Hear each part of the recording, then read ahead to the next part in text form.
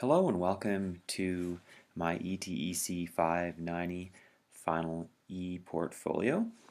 Um, this e-portfolio consists of the trails of learning. So what I decided to do as my metaphor, I chose uh, building trails, which is something that is close to my heart, and also mountain biking, which is something that I love to do, and combine that together and weave that with my experiences in the Masters of Educational Technology program.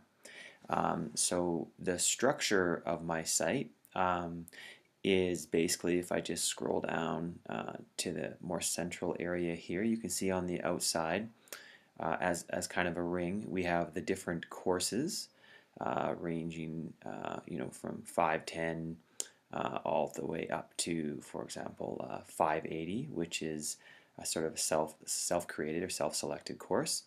In the middle of the courses here, we have what I deem the trail guide or the trail map.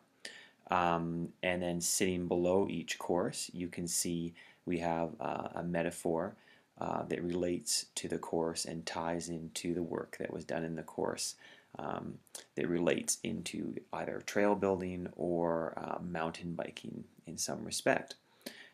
So what we'll do here is I'll just click on the Start Here sort of trail guide that's right in the middle, and that will take me to sort of preamble on why I was in the course and talking about my goals and aspirations for being in the MET program.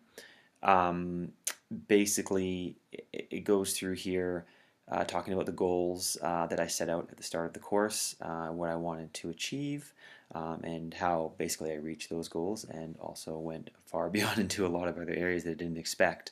Um, Below, here's the video guide. Obviously, this is what I'm filming right now, so that'll be completed. So this is just kind of an outline of the course and the connection into trail building and mountain biking. If I just click on the home button, which is a little shovel on the top up here, it just drops you back to the home page. And perhaps I will just dive into, let's just do ETEC 533 called Framework right here. And that will take you, and it places the metaphor right at the top here and gives you the course. At the top, I talk a little bit generally with each course about how it pertains to trail building or mountain biking. And then as you move farther into the text, it proceeds through and starts to talk about my experience in the course. And also, I have quite a few different artifacts that I link into. We just have like a little hand pointing to the artifact to show that it's clickable. And there's a lot of work. Actually, yeah, this one should link in quite well.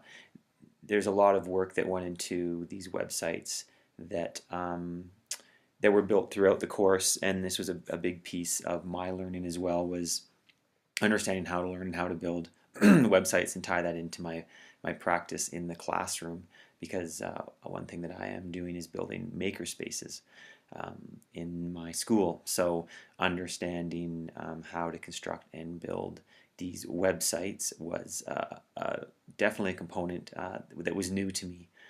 So throughout throughout all of my artifacts, I have quite a few examples of the websites that were built pertaining to the work that was done. Also within each course, I tried to put in some of my forum posts because I believe the community aspect of what we were working on was really important. And those forum posts were a big piece, as we're not in classrooms together. We're in a digital environment, so those forums really constructed and built the courses for me, and talking to my peers and understanding their experience through the course and understanding what lens they were seeing things through. You can see here these are links into Google Drive docs, because obviously I don't want to put all the text into my EP. I wanted to be able to link it easily into Google Docs, which was a great way to do that. And then what I did my references a little bit differently. I actually placed my references, rather than place them on a final page, I placed them at the bottom of each page. And I did that because I thought it would be a good connection. For someone reading it, they can scroll down to the bottom and view those references in the immediate vicinity of the page. I'm just going to scroll to the top. I'm just going to click on the little shovel icon here again. And this takes you back to the front page, and maybe I'll just dip into, let's try 511 design here.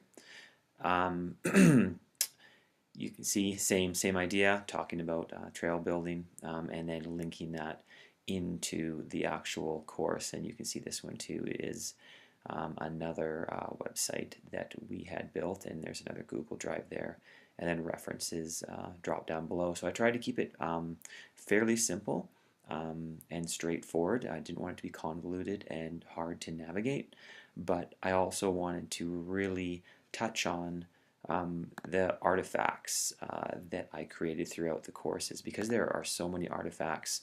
Rather than just put one artifact per page, I decided to place, for example, this one was 510 environment. I decided to play on some of them because I really enjoyed building the artifacts through the course, and they're a deep connection into my pedagogy and learning.